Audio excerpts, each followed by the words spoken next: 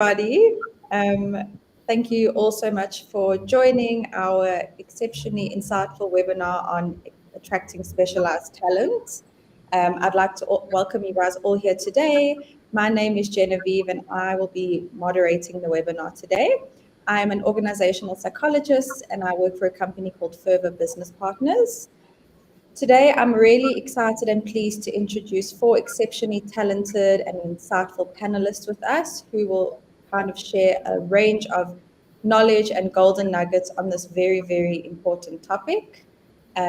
So before we dive into what we're going to be chatting about today and what this webinar is about, I'm going to hand over to our panelists to introduce themselves and just give you guys a little bit of insight into who they are, what they do, and what they're all about. Great. I'm happy to go first, if you don't mind, Genevieve. So my name's Dion de Swart. I'm a managing partner at a company called Africa People Advisory Group.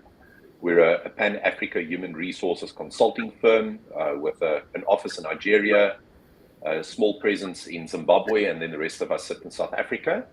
And I sit in Cape Town. I always say I'm the guy that's lucky enough to live in Cape Town. So it's good to meet everybody this morning. Awesome. Thanks, Dion.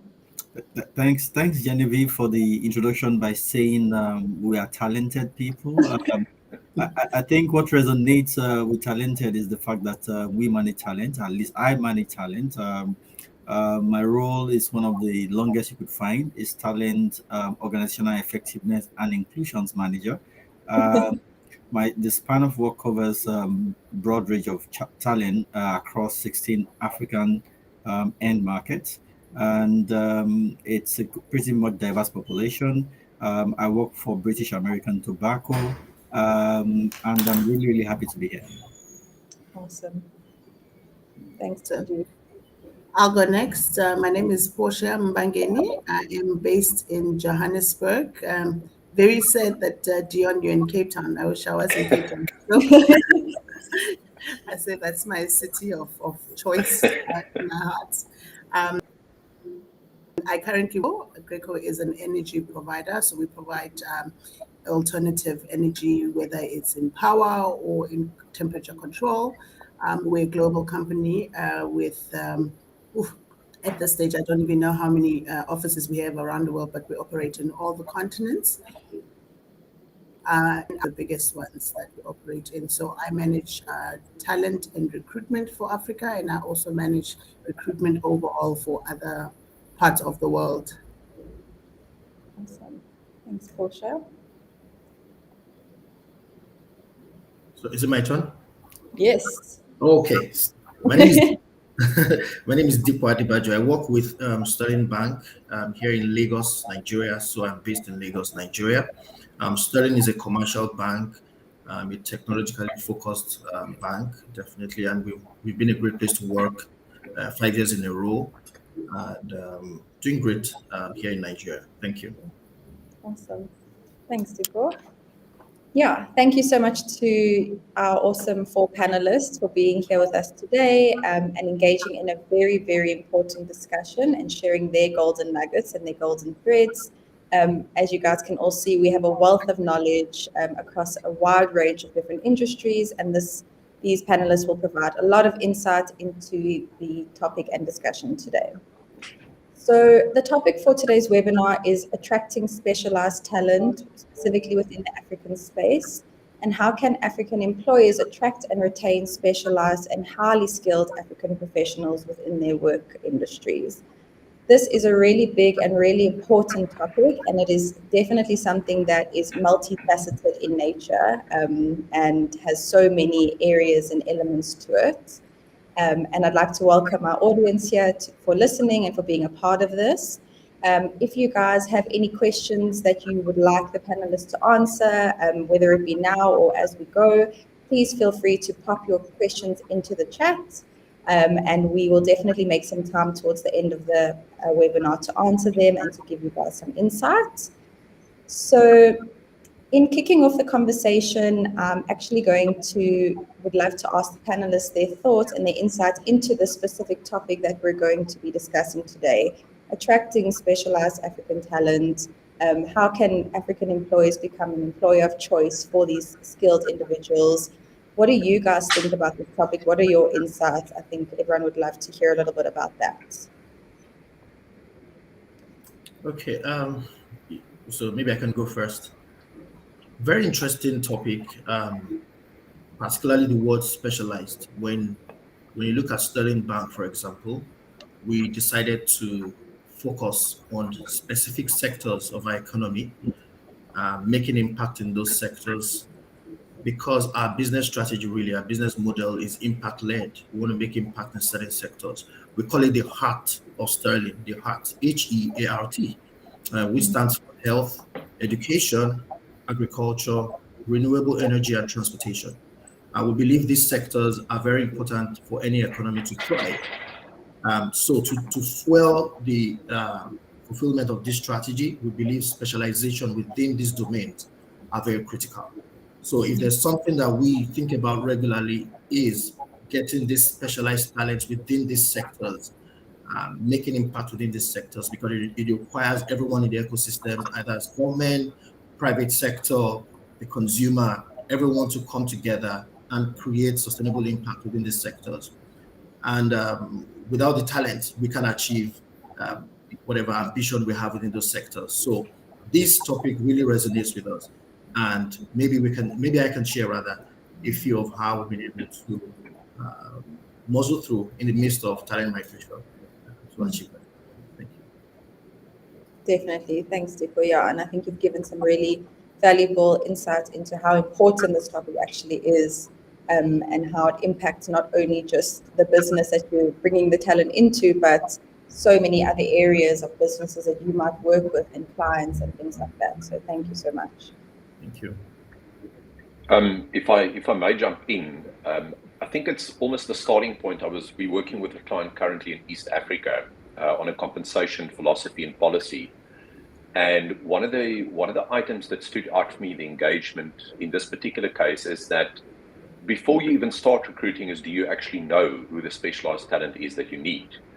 So Deepa, what I really like is that you've got a very clear focus in terms of what you're looking for. But I think it's got to start on the talent side by saying, are we actually clear about who's the scarce and critical skills?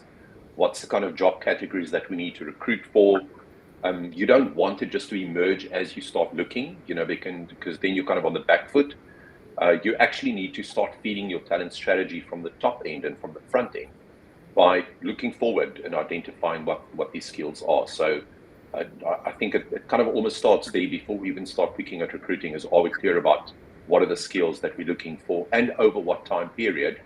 Because what we're looking for now might not be what we're looking for in 3 or 4 years from now. And how do you build that pipeline of internal and external talent? 100%. Yeah, So I'm definitely echo what Dion is saying, and I think a lot of what we do in companies, sadly, these days, because of how the world is moving, we tend to be very reactive in how we plan for our talent. So our strategy, in the past used to be a long-term strategy around talent. You knew exactly what you were doing in the next 2 to 3 years. And unfortunately, the world is moving, and unfortunately, there's certain events that do happen, as we had the pandemic, for example, that require companies to shift very quickly. And in that sense, it's not, as practical or pragmatic to put a long-term strategy. So very quickly, you've got to be able to implement your strategy very quickly. So I think the workforce planning bit of it is still very essential. Maybe it's about how you land that planning, how you embed that strategy around what it is that you're looking for. And hopefully you get to Deepo. You can, outline exactly where those areas are in a short space of time. Yeah. So, I mean, from my end, it's obvious that the talent landscape is changing, and it's changing rapidly. There are several push and pull factors. It's about multi-generational workforce that's growing now. It's the rising job mobility that you begin to have at the moment. It's also about the leading edge workforce improvement solutions that you create as an organization.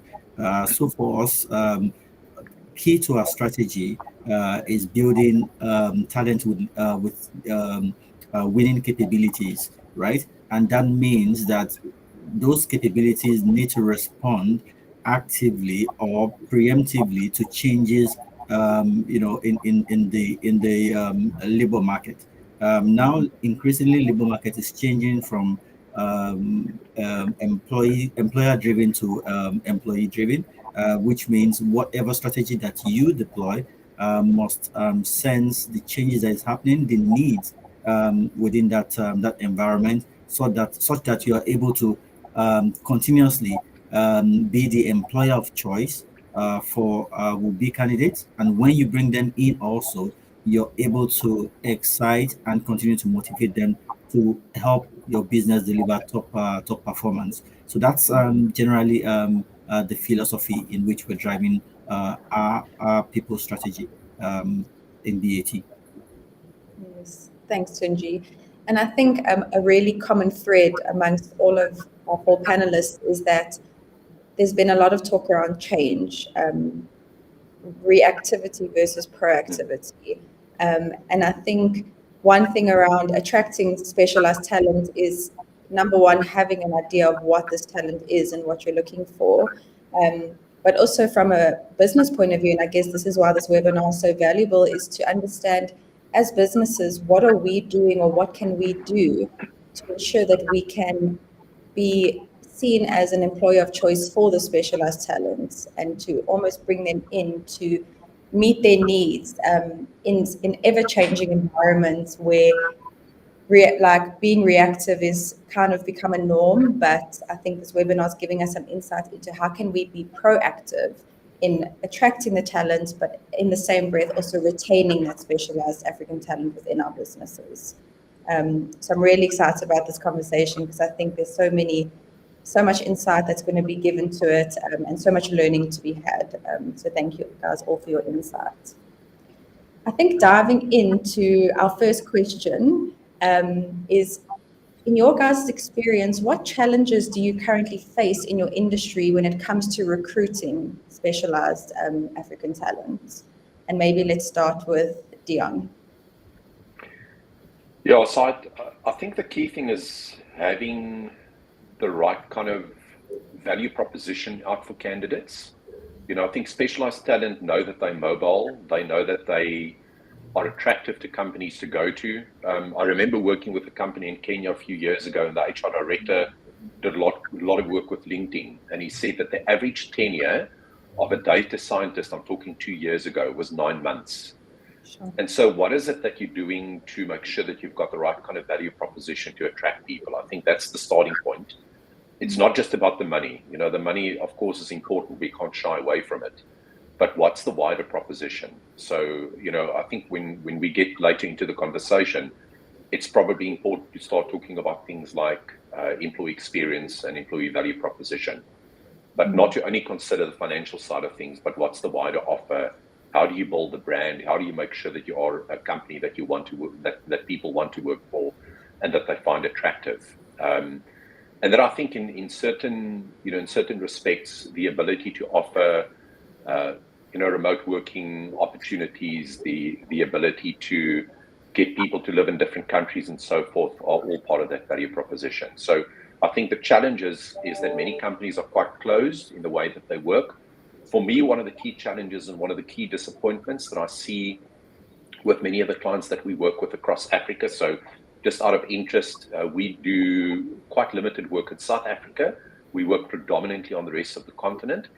And one of the big disappointments and what I would say is a challenge is that many companies have kind of enforced a return to work policy.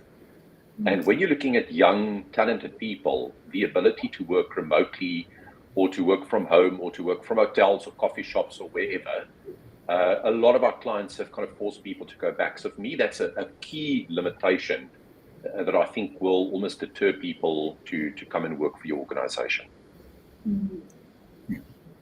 Yes, I think that's a really good point, Dion. And I think that I too have experienced that perception as well, in terms of, no, but before COVID, we were in office every day. Like that was the normal. We must just put that back into place.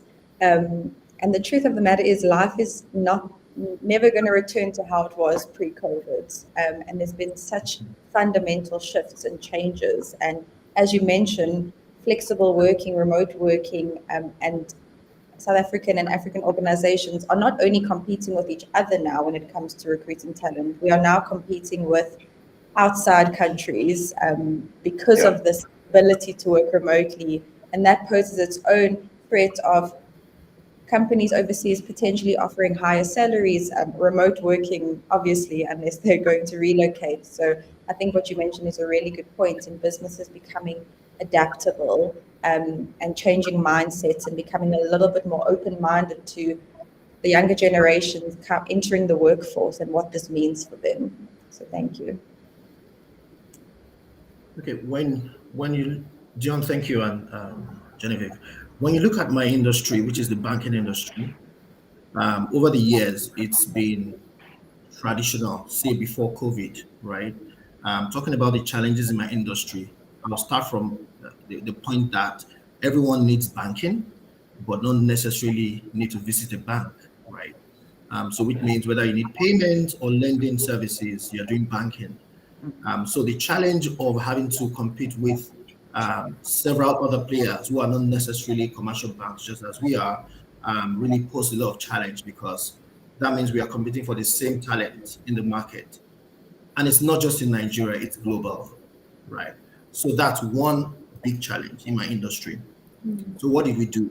We realized that we couldn't play just the same way as commercial banks would do, very traditional and rigid in their approach and their business model. So which means we had to see ourselves as a startup company, seeing ourselves as a big size commercial bank spread around Nigeria, but a startup every day, which means we can easily attract talents who see this organization just as any other organization, a tech firm, a consulting firm. Now imagine we are employing doctors, for example, because we are playing within health. We are employing someone within the mobility industry because we are playing within transportation. So it gives us opportunity to spread our grasp on different types of talent. Same way we are meeting banking demands, because banking is about payments, about lending, it's about solving problems in the environment. So that's one big step we took to break down the silos, to break down the hierarchy, to say we're a bank, but look at ourselves as a startup, very adaptable, nimble organization, bringing different diverse talent, different generations, just like Tunji mentioned, into the organization so that we can meet our talent demands. When you look at the macro issues as regards quality of life, because people leave this part of the world basically because of the quality of life, and that's what talents want these days. They're not particular about, like Dion said, it's not about the money, but what quality will that money provide for me in terms of basics, infrastructure, and all that. So we also are very particular as to, within our control, how much quality of life can we help support our employees or talents to get. That's been our approach to ensure that within these challenges of the industry, the global economy becoming closer, we use our business model, use our value propositions, like John said, particularly on quality of life, and creating other opportunities, flexibilities that COVID has helped to bring. That has helped us so far. So if I can jump in quickly at that point, we are in the FMCG industry, and the question first is, what challenges is facing our industry? I think in many ways it will be similar to what you have in power, in consulting, or in banking, but in other ways it will be different. But if I put it in just three broad categories in terms of the challenge, right? For us, the first challenge is the way the labor force is changing.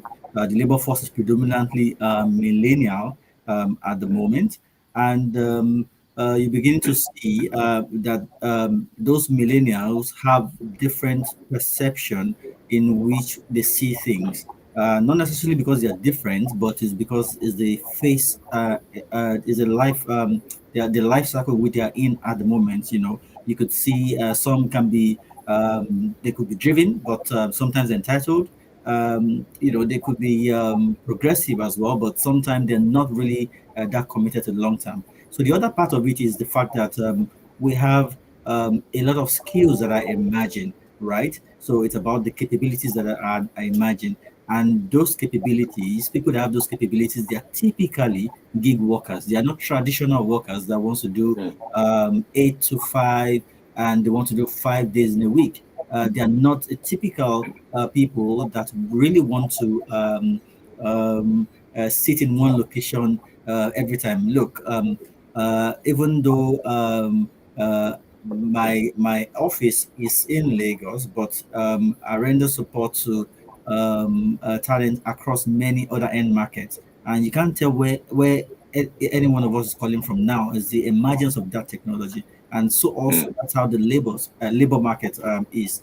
The third part of it is also with regards gender. So some the female population seemingly may have natural preferences for certain industries, for certain type of work, as opposed to male. So those are the three broad aspects in which we have which we have coined out the challenges. What are we doing in delivering that? We are well aware that one size does not fit all. Yet we still find a very interesting way to carve out a unique product that helps to deliver support and excitement around these challenges. We call it modern employee experience.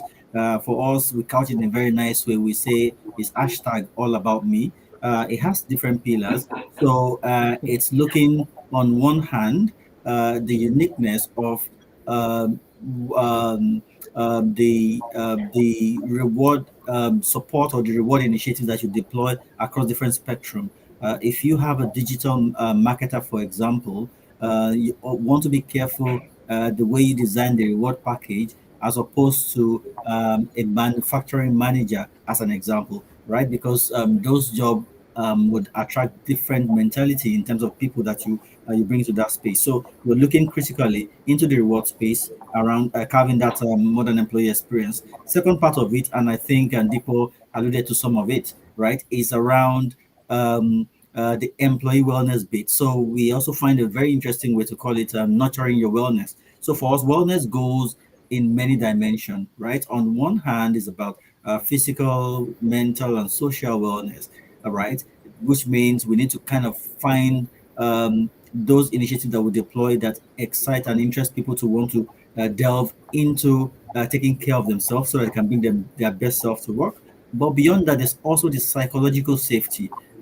How much do they enjoy the work they do? How much do we ensure that every time they come, they do a good job? And the third aspect, um, which we call moment that matters, right?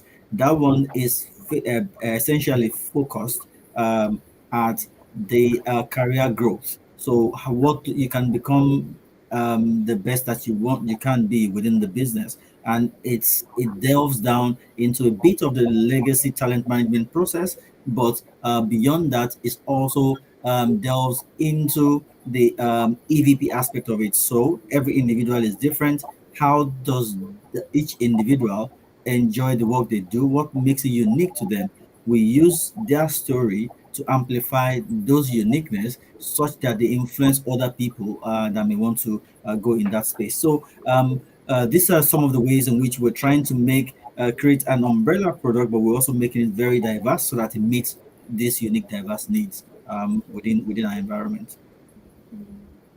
Thanks, Tunji. Yeah, and I think the one thing, one of the many insightful comments you've made is around it's not a one size fits all approach, and majority of our workforce at the moment are in the millennial generation, and our Gen Zs are now entering into the workforce, and how they are and how they think is fundamentally different to the traditional way of working. And money used to be the driver of everything. Just give more money, give a bonus, give an increase. Money makes the world go round. And in some aspects, and to many people, that is still very much important. But as you've mentioned, there's things around flexibility and mental wellness and psychological safety, and really understanding a person on their individual basis, and what motivates them and what gets the best out of them, in order to retain them in the business, but also in order to understand what their needs are and how we as businesses can meet their needs, which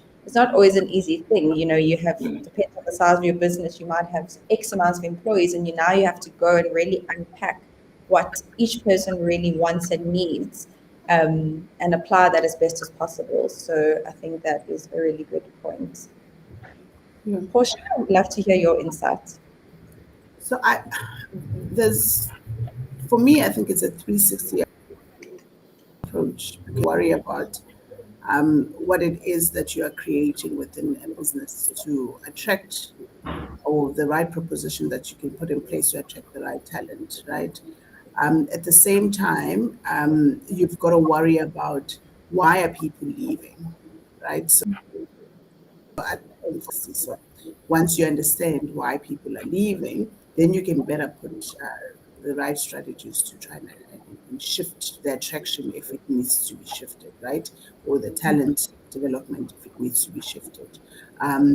There's always improvement in every spectrum, but there's only so much you can do in terms of creation of opportunities, because that all lies around businesses, right? Africa, unfortunately, we have the unfortunate dynamic of being an investor type of environment. We are viewed as an investment environment rather than a creation environment. And unfortunately, that still sits with us for a very long time. And that approach already gives you that feeling as any talent that you are disposable. Because if there is investment, that means that you have value. And if there is no investment, you do not have value. So where do you use your talents?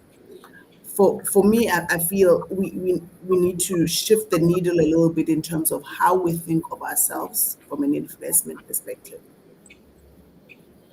Currently, communities or regions within Africa where we know that investment tends to be a little bit harder, just based on the political dynamics, the infrastructure, whatever the country dynamics are.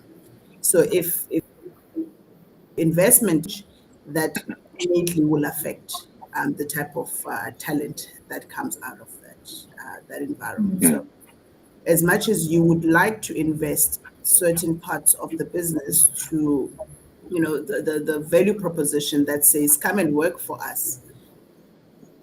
I'll give an example. Experiencing a massive load of load shedding, right? And it's been happening for the last couple of months. So instantly that affects the investment into the business.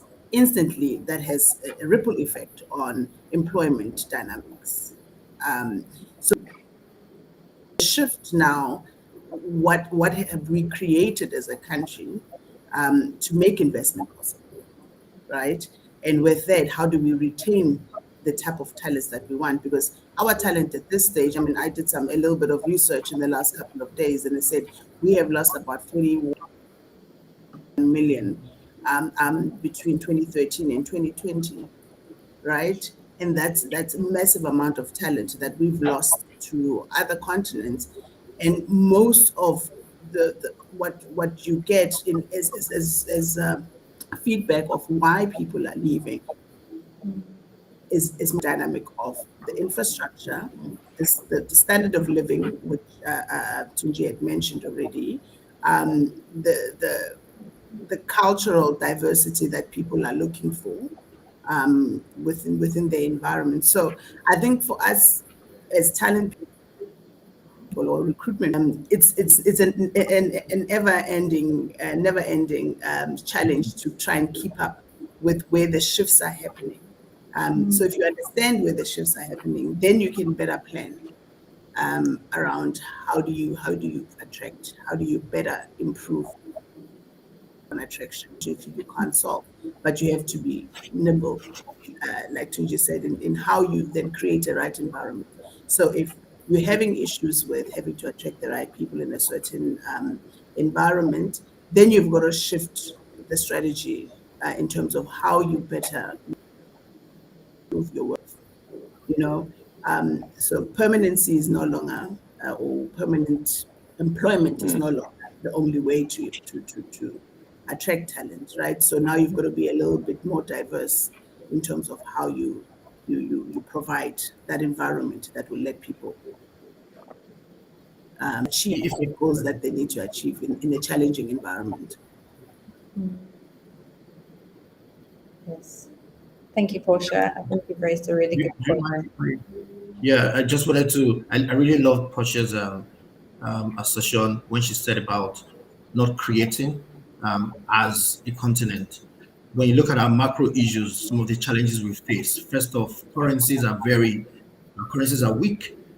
So talents would easily migrate to stronger currencies. When you look at our education system, let me speak particularly for West Africa, people want to grow, people want to develop themselves. So the opportunities out there for talents to go for further education and develop themselves and make themselves better. And when you look at the uniqueness of Africa, also we have very unique ways of solving problems. Maybe because our environment requires us to think outside and really solve problems that we have. So it makes the global economy to want to tap this mind of solving problems uniquely, develop them in the education system, and in turn make us solve our problems while not sitting here using their own currency. So it's a big macro issue, but like everyone has said, we are always looking for ways, just the same way I said, we love to solve problems, to see how we can still retain talents, get the top talents, and solve our problems. Yes, thank you, Deepo. I think that's very, very true. And I think that the one thing about the current workforce is, and I've seen it recently, I had a specific individual that I was working with, and the company had launched a learning and development policy in terms of if there's something you want to learn and grow in, the company would fund that for you and really financially contribute. But much like anything in life, nothing is for free, and there is a work back clause that would be associated with that type of investment. It's a good word, which investment. And the response was the nervousness of being tied down, if I can say. It was comment around, the work back clause makes me a bit nervous because we're young and we're going to move around and we open to new opportunities. And I think that's very true, is that there's that whole traditional idea of loyalty and pure commitment for years and years and years on end in a business is no longer there. And the one comment that Portia mentioned is that there's been such a, we call it the brain drain. So many talented individuals have kind of moved out of the country into different places. And I guess this leads into my next question to you guys is the impact of this migration and individuals moving outside of Africa to find work and to join other companies. What impact has this had on your specific organization or on your recruitment and growth strategy within your businesses? Let me first start from a funny note to say to Portia, if there's load shedding in South Africa, that immediately tells me business is good, right? For Agreco, yeah, and Deepo would know for those of us that are used to Nigeria, load shedding is not a big deal. We just find an alternative source of power. But let's now go. Let's go to the question that you've asked. Talent migration. What impact has it had? I want to look at this a bit differently. We talk about talent migration and we think of it as a problem unique to Africa, right? So if I take the organized industry, let's take Nigeria as an example, right? Average turnover rate last year is 5.2%. But in England, it's 15%, right? It's way much higher. It's way much higher in Canada. It's way much higher in France, right? So talent migration is not the problem. The problem is that the world has opened up, right? And there is competition across. Competition is no more local. So where Dickbo is sourcing talent from is the same place that you have Portia sourcing talent from, regardless of what location. There are so many, like I mentioned earlier, gig workers that don't want to migrate and leave Nigeria, but they work for companies in Australia or New Zealand and they are earning foreign currencies, right? Mm. We need to change our own perception as employers and not see the migration as a problem. We need to see it from the point of view that the employee seems to have more options. And by that, it means we need to be more articulate in terms of the strategy that will push forward. The strategies cannot be local anymore, right? Gone are the days when you feel like flex work is a big deal. It isn't a big deal in some client, and they would offer that, right?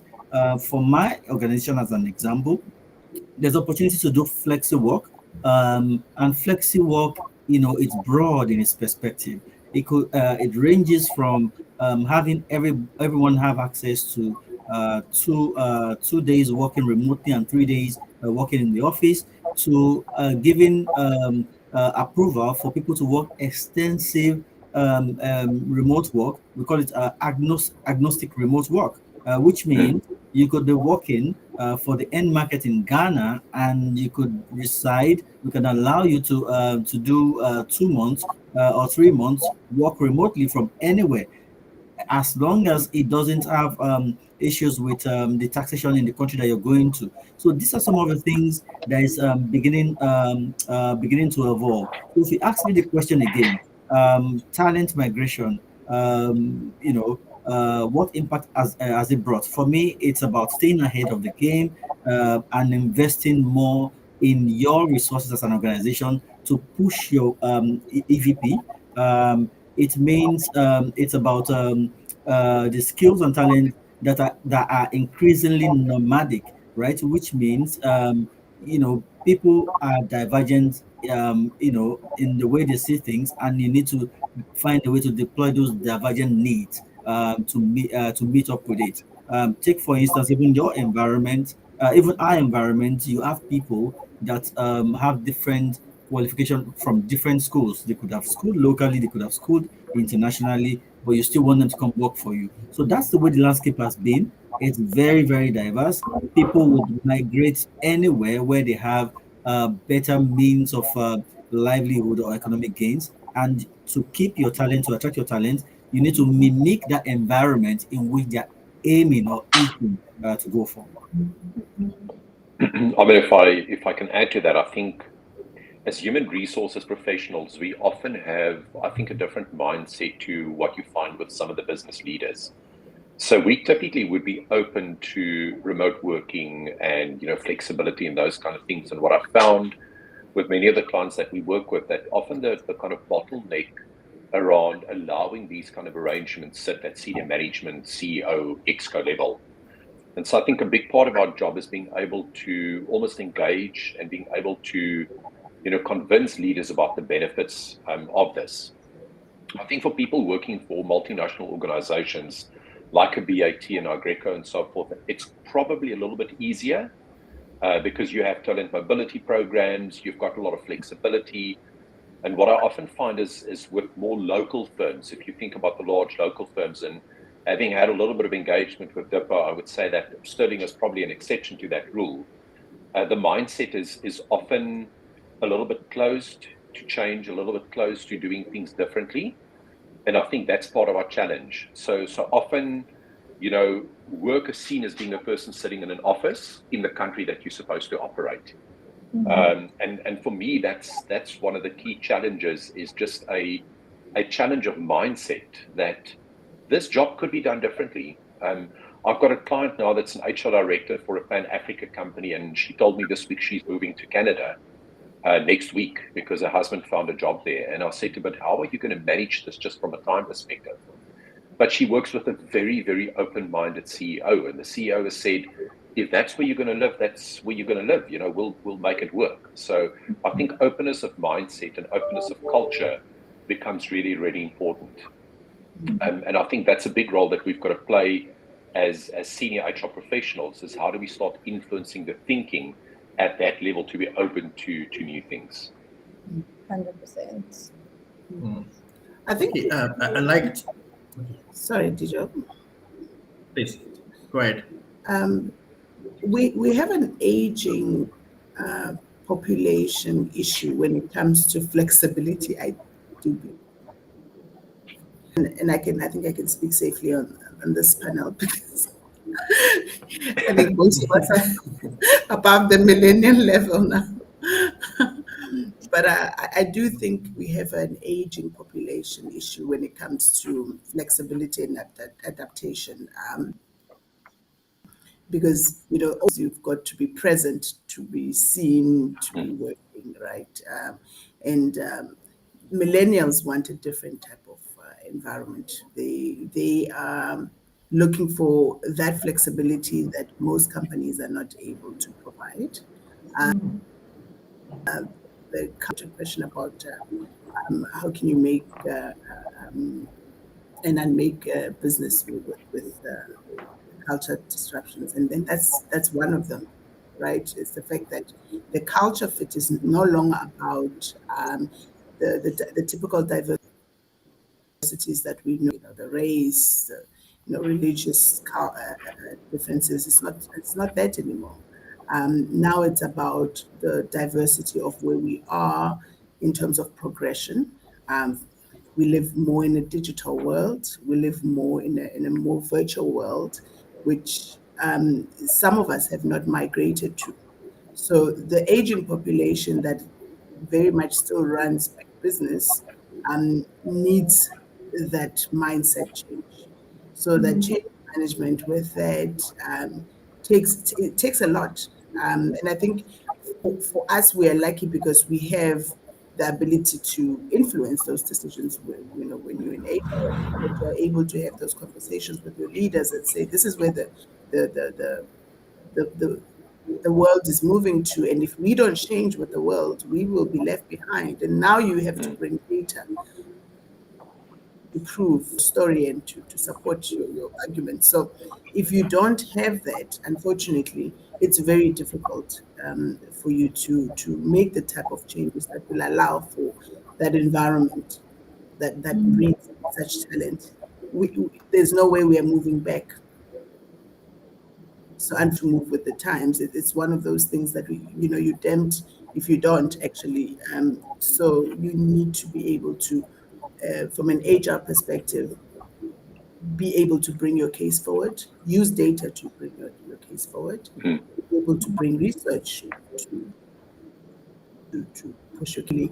You can have the type of leaders that will listen and adopt to what you're recommending. Yes. And I think, Portia, that's a very good point. Sorry, Deepa, before you take the wheel.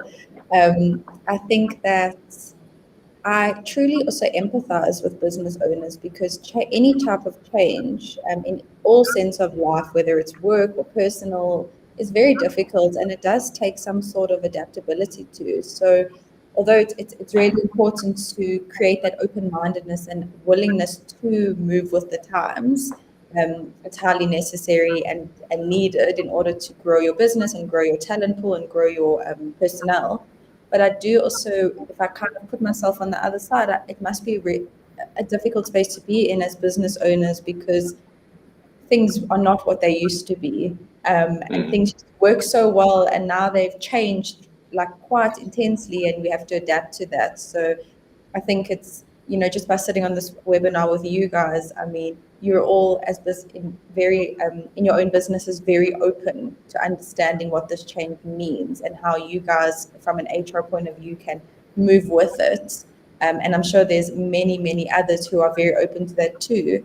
But in the same breath, I think we can all empathize with the people who are struggling with that, because it is difficult. It is a big change, and what was is no longer, and uncertainty and newness is scary. So I think it's refreshing to speak to you guys, because you're very open and willing for that change, and very teachable. And I think that can be inspiring to other HR professionals as well. Sorry, Dipo, over to you. Thank you. Lovely. Portia mentioned data, and as HR people, we should always mobilize information, utilize the information, which is data, and take some decision, which is something people like Dion would love. Consultants, they love to use data, to create those insights for us. And of course, thank you, Dion, for being our micro ambassador. For us here, flexibility is like in our DNA. And I like, Tunji, you took our attention from the impact, from the negative part, particularly to, so what has it helped us to do? For me, it has helped us to be very creative, very flexible in our thinking as to how we want to face on this challenge of talent migration. So for us, for example, we internalized and looked at what do talents want. Fundamentally, they want different experiences, career experiences. So how can I create those experiences internally for you? So we had to strengthen our internal mobility framework, particularly because talents don't want to sit on a certain job for more than 2 years or 3 years, especially the millennials.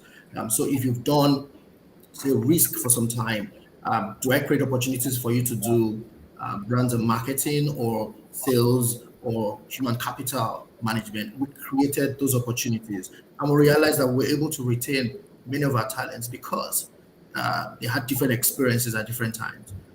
Employees had the opportunity to shadow other jobs, make decisions as to do I want to move from this job, or I plan within the next year I'm going to move to another job, so I can shadow with them once a month, once a week, and get insights, get my certifications and qualifications required, if necessary, for that new job. So it has helped us. It has also helped us to think through different contracting.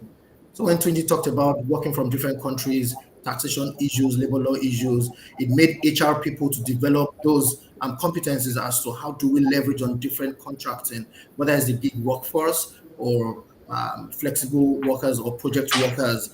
So it helped us to really have options for employees.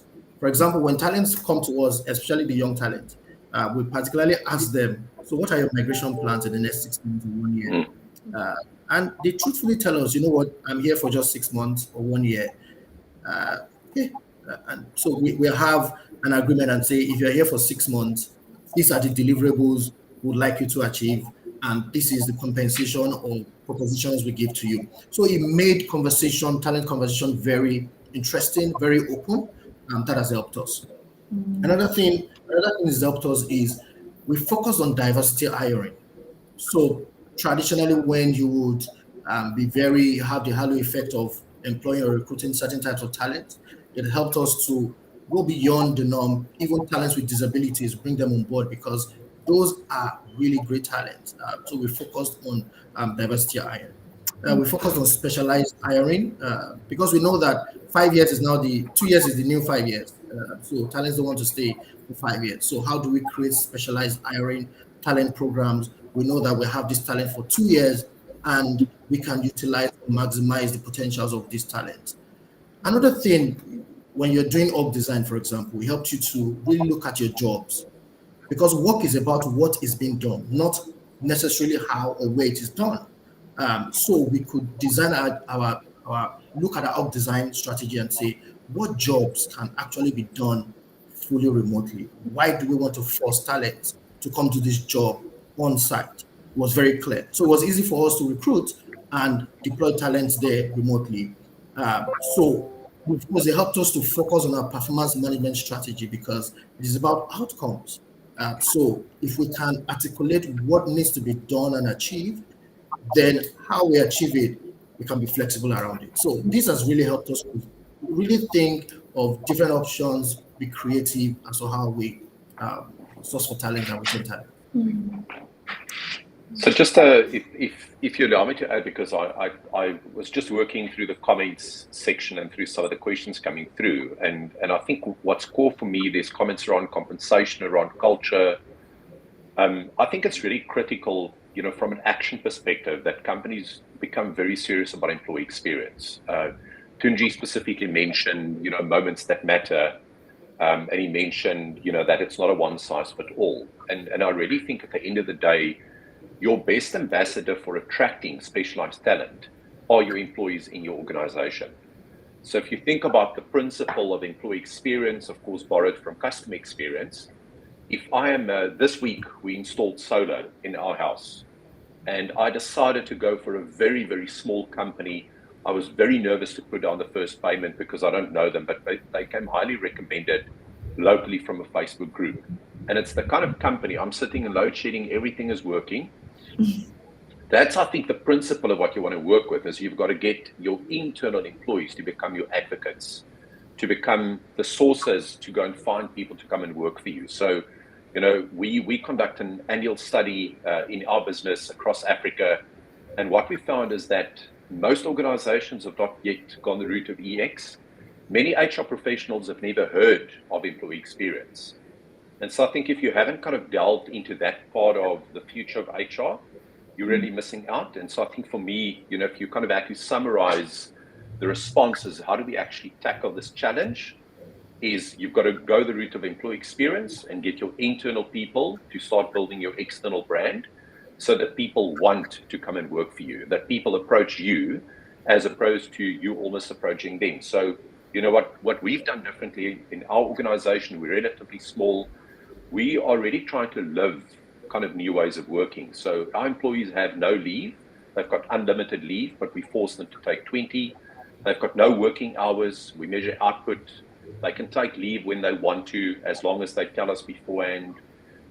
We've got no offices, and we said, even if we're 100 people, we will never have offices. We all work from home, hotels, airports, wherever. So I think you've got to start kind of living the change that we as HR professionals often talk about, and really get people internally to become your ambassadors to attract people. So just a little bit of input from my side. I think that's very, very insightful, Dion, and I totally agree with you. I think that recently I've been involved in a certain recruitment process, and what I've realized is that the team members that came to the business through employee referrals have been extremely happy, performed exceptionally well, and have a really good tenure within the organization as well. And I think creating ambassadors within your business is so important in assisting in attracting talent, is because I think what people value now is authenticity. And when you speak to someone who completely raves about where they work and how amazing their job is and how caring and empathetic the culture is and how they're just so happy and there's flexibility. When you hear someone's real life experience, that already is a huge selling point, to say, like, I know this person, I can see how happy they are, I can see how engaged they are. This place seems like an awesome place to work for. Like, I want some of that. And I think that's a really good point. Do you mind if I could just quickly add? Yeah. So we have an employee referral program. So when you mentioned referrals, we even went a step further, incentivizing referrals. So if there are specific jobs that are required and it's very scarce, we ask our employees to refer a friend or refer within your network. So upon resumption of that talent, you're incentivized. Upon 6 months anniversary, you're incentivized. And of course, there's no way you refer someone if you're not sure that this is, apart from the incentivizing, you would refer someone because you think this is a great place for you to work. So that's been one of our approaches also. Definitely. Thanks, Deepa. And I think, sorry, Portia, do you want to say something?